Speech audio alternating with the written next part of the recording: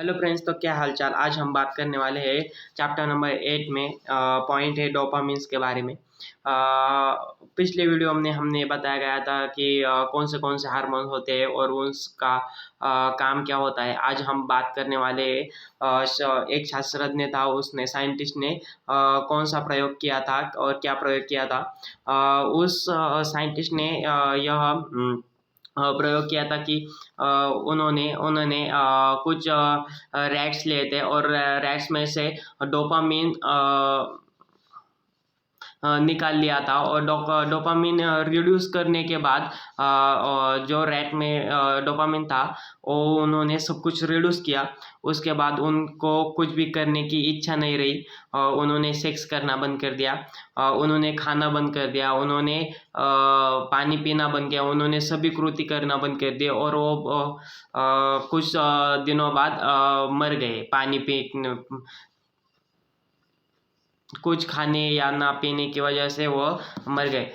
उससे उन्होंने और एक प्रयोग किया, वो कुछ रैट लिए और उस रैट को डोपामाइन इंसुलिन जो होता है वो ऐड कर दिया। उससे यह हुआ कि वो थोड़ी सी भी कृति करते हैं उनके डोपामाइन रिलीज होते और वो डोपामाइन रिलीज होने के कारण वो बहुत ही ज़्यादा एक्टिव हो गए थे, उनकी इच्छा बढ़ गई थी। इसका सारांश यही है कि जब हमारे माइंड में जितने ज़्यादा डोपामिन्स रिलीज होने उतने ज़्यादा हम प्रोडक्टिव हो गए, हमारी इच्छा उतनी ज़्यादा होगी और हम उतना ज़्यादा काम करेंगे। अब हम बात करने वाले हैं पॉइंट नंबर 6 के बारे में, सॉरी 9 के बारे में। उन्होंने यह बताया गया है कि हमारा जैसा आसपास का वातावरण होता है वैसे हम ग्रोथ करते हैं। उन्होंने एक बहुत ही अच्छा सा उदाहरण दिया है।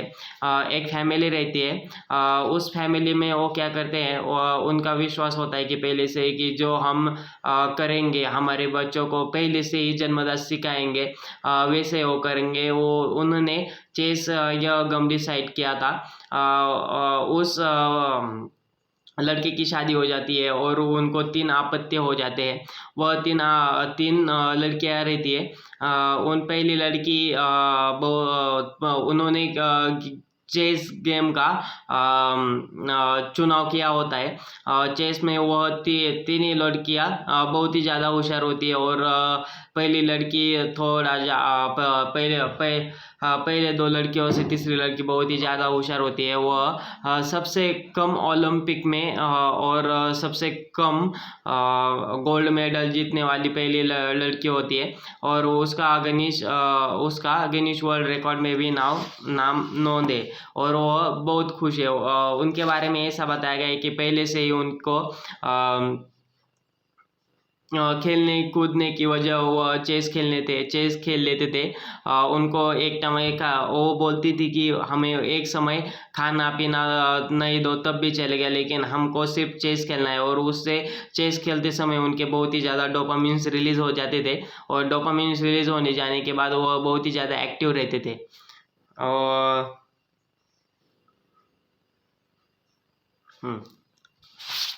इससे मुझे यह बात समझ में आई। फॉर एग्जांपल मैं आपको इससे बताता हूँ, चाइना सबसे ज़्यादा गोल्ड मेडल जीतता है ओलंपिक में। इसका कारण यह है कि वह छोटे बच्चों से जब बच्चे छोटे होते हैं तभी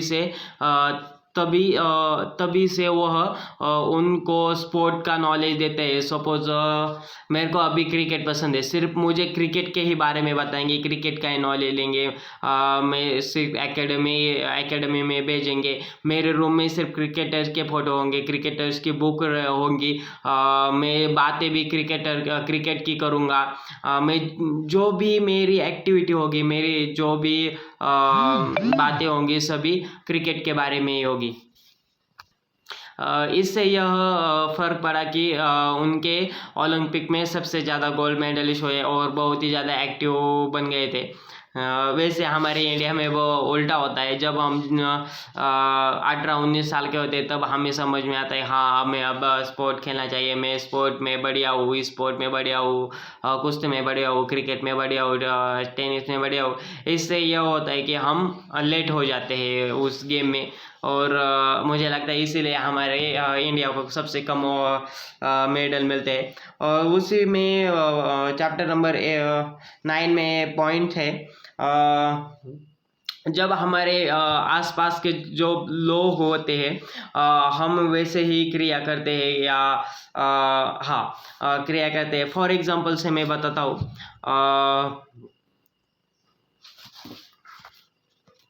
इस पॉइंट में बहुत ही अच्छा बताया गया है कि हमारे जैसे हमारे पास के जैसे लोग रहते हैं हम वैसे ही बनते जाते हैं। फॉर एग्जांपल से इसमें बहुत ही बढ़िया एग्जांपल दिया है। 12 साल का लड़का, एक एवरेज लड़का है, दो दो फ्रेंड्स हैं, एक एवरेज है और एक बहुत ही ज़्यादा जीनियस है और उसका आईक्यू लेवल बहुत ही ज़्यादा है। 16 साल तक दोनों का आईक्यू लेवल एक समान तक आ जाता है। मतलब जिसका आईक्यू लेवल कम होता है उसका आईक्यू लेवल बढ़ जाता है और वह उसके दोस्त के लेवल तक आ जाता है। और मेरा हाँ, मैं आपको मेरा एक बहुत ही बढ़िया उदाहरण देना चाहूँगा।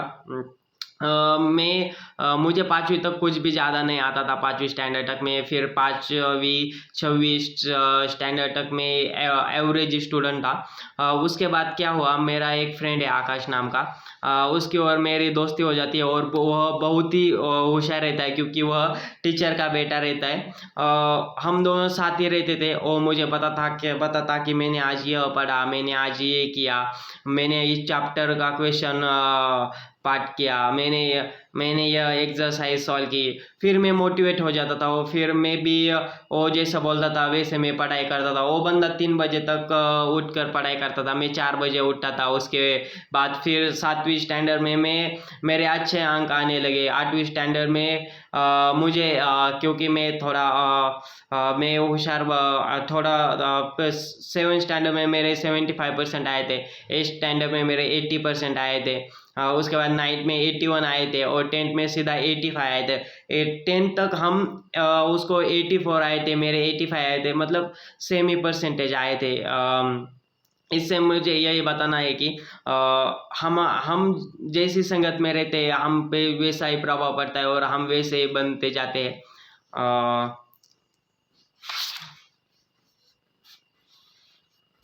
और मैं यह बताना चाहूँगा कि अभी हाँ, उसका ही एक उदाहरण देता हूँ मैं आपको। हमारे ग्रुप में कुछ हमारे फ्रेंड्स दारू पीते हैं। हम वैसे ही उनके वो दारू पी रहे थे, तब हम उनमें एक ग्रुप में रहते इसलिए हम बैठे थे और वो दारू पी रहे थे। उन्होंने क्या किया, ऐसी बॉटल रहती है, 1 मिनट, हाँ, बॉटल रहती है, उन्होंने क्या किया, ऐसा मारा, फिर ऐसा ढक्कन ओपन किया। बाद में क्या रियलाइज हुआ, अगले ही दिन क्या हुआ, एक दोस्त ने हमें पानी पीने के लिए बॉटल दिया।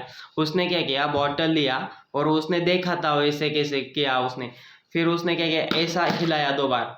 फिर उसको तब मेरे समझ में आया, जब हमारे फ्रेंड्स जैसे एक्टिविटी करते हैं या हमारे आसपास वाले जैसे एक्टिविटी करते हैं हम वैसे ही बनने की कोशिश करते हैं। इससे मैं यह बताना चाहूँगा कि हमारी जैसी संगत रहेगी हम वैसे ही बनते जाएंगे। फिर हमने धीरे धीरे उनकी दारू छुड़ाई। जब वो दारू पीने जाते थे तब हम उस टाइम पे एक कॉलेज नहीं जाते थे या फिर हम दोनों आगे बाहर किधर घूमने जाते हैं, मैं और आकाश।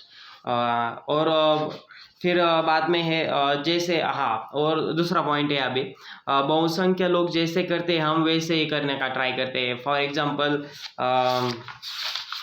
इधर बहुत ही अच्छा उदाहरण दिया गया है और एक यह कार्ड है और यह कार्ड है, एक ए कार्ड और बी कार्ड। उसमें से आपको रेखा दिख रही होगी, इधर रेखा भी है। इधर ऐसा उदाहरण दिया है कि कुछ लोग रहते हैं उनको पहले से ही प्रयोग के बारे में बता दिया जाता है। उस प्रयोग में यह दिया जाता है, हमने एक कार्ड लिया था, एक कार्ड में जो रेश है वो सेम डी रेश के समान है, सॉरी सी रेश के समान है, ए बी सी। लेकिन उस प्रयोग में क्या किया गया, उन जो लोग थे उनको बताया गया कि ज़्यादा सर लोग जितने ज़्यादा लोग रहेंगे, सपोज मैं हूँ और मेरा क्लास है, मेरे क्लास में ऐसा बताया गया कि जो ए कार्ड में ए रेश है वो सेम बी रेस के समान है, लेकिन बी रेस के समान नहीं है ये रेस, ए रेस है सी रेस के समान। फिर मेरे को सभी क्या बोलने लगे, नहीं ये तो सिर्फ बी रेस के समान है। फिर मेरे को मालूम है यह जो रेस है, यह जो लाइन है, यह लाइन सेम सी रेस के समान है। लेकिन जितने ज़्यादा लोग रहेंगे, अपन ऐसा नहीं बोलते कि जो हाँ जितने ज़्यादा लोग बोलते होंगे उतना पब्लिक का जो माइंड सेट रहता है वो हमसे तो ज़्यादा ही होगा, इतने जन बोल रहे तो ऐसा ही होगा। फिर मैंने क्या किया, अपना ऑप्शन चेंज करके बी लाइन में शिफ्ट कर दिया, लेकिन वह आंसर राइट आंसर तो सी था। ऐसा जितने ज़्यादा लोग रहेंगे उतने ज़्यादा हमारा माइंड चेंज होता जाएगा।